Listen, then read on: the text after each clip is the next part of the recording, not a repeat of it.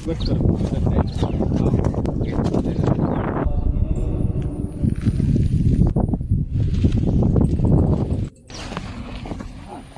අයිබෝන් අද මම ඔයාලට පෙන්වන්න යන්නේ සුකුණාමලේ තියෙන තෙල් ටැංකිය. කොහොමද මේක BTM කොහොමද මේක හදලා තියෙන්නේ වගේම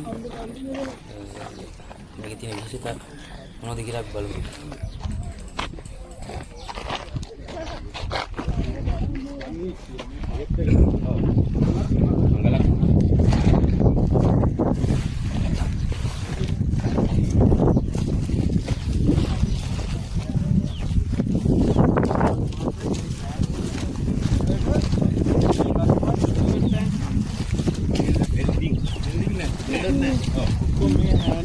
manual reverse කරමු.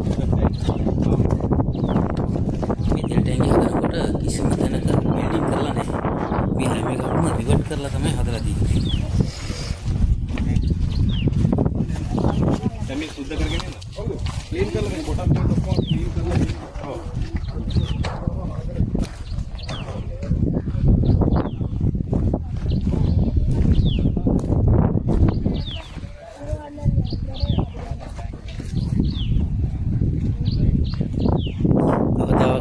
ඇතුළට යන්න වෙන්නේ මේ තෙල් ටැංකිය එක අපි බලමු ඇතුළත දර්ශනේ මොනවා වගේ තියෙන්නේ. මේ තියෙන්නේ තෙල් ටැංකිය ඇතුළත පිටලා තියෙන විදිය.